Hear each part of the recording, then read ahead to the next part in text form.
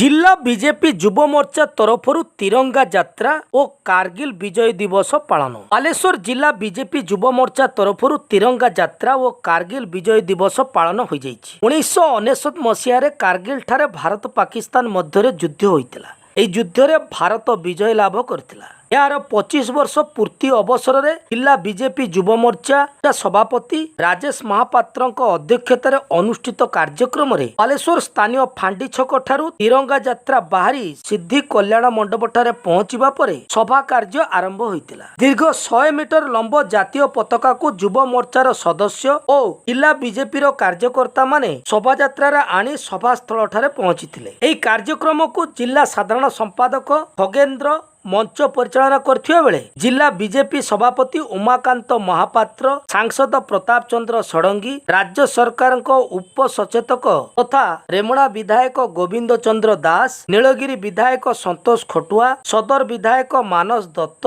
राज्य कार्यकारिणी सदस्य शुभंकर महापात्र, शोभना महांती, जिला बीजेपी उपसभापति कमल लोचन दास, ममता महापात्र, जिला बीजेपी साधारण संपादक परशुराम परिडा, कृषक मोर्चा राज्य कार्यकारिणी सदस्य सुबोध चंद्र पंडा, जिला गणमाध्यम सह संयोजक रंजित कुमार पृष्टि, युव मोर्चार राज्य कार्यकारिणी सदस्य शशिकांत मिश्र, जिला प्रभारी स्मृति रंजन दास, संपादक स्वाधीन पंडा, उपसभापति नारायण महंत समेत बहु कर्मकर्ता उपस्थित रही। कार्यक्रम प्रारंभ में युव मोर्चा सभापति श्री महापात्र मशाल जाली उद्घाटन करथिले एवं कारगिल शहीद होइतिबा समस्त शहीद उद्देश्य श्रद्धांजलि ज्ञापन करने सह 2 मिनिट नीरव प्रार्थना करा जायतिला। एथिसह पूर्वतन सैनिक मानकु युव मोर्चा पक्षरु संबर्धना प्रदान करा जायतिला। कारगिल युद्ध रे शहीद होइतिबा 527 जन जवान को उद्देश्य बालेश्वर रे 527 टी वृक्षरोपण करा जाई शहीद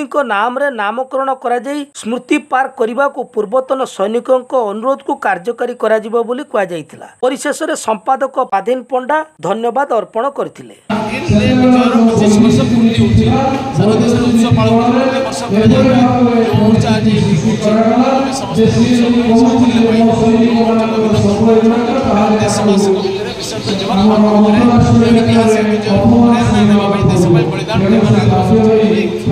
समस्त सैनिक भाई माने शहीद परिवार समस्त मंच रही नमन कर शहीद परिवार को दंडवत करुँ।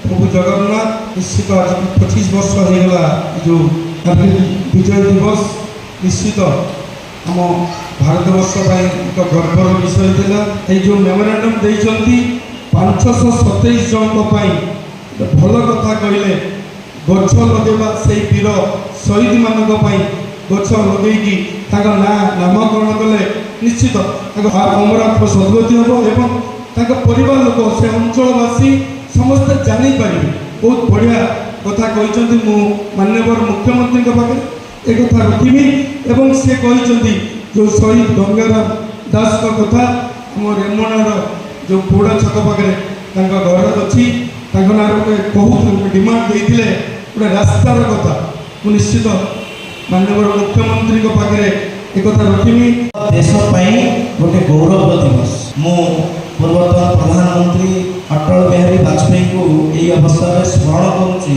कि कठोर निष्पत्ति कारण दृढ़ नेतृत्व कारण जो देश निष्पत्ति नहीं पारला कि नहीं पाकिस्तान बर्बरता को बारंबार सहवा नहीं थरुटे पाकिस्तान को मुँह तोड़ जवाब देवार आवश्यक अच्छी पछकू ठेलिवार आवश्यकता अच्छी। यहाँ अटल बिहारी वाजपेयी दृढ़ नेतृत्व कारण संभव हो पार्थिला।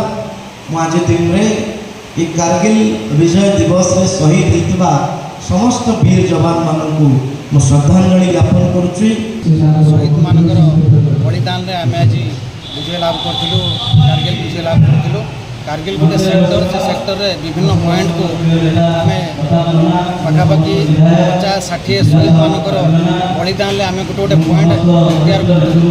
ये भारत वर्ष में पाकिस्तान जब आम डिवाइड होती से जिते भी युद्ध होती कारगिल युद्ध बहुत कठिन था स्वर्गत अटल बिहारी वाजपेयी नेतृत्व में जो मैंने शहीद होती बलिदान आम आज विजय लाभ करूँ। या 25 कारगिल विजय दिवस आज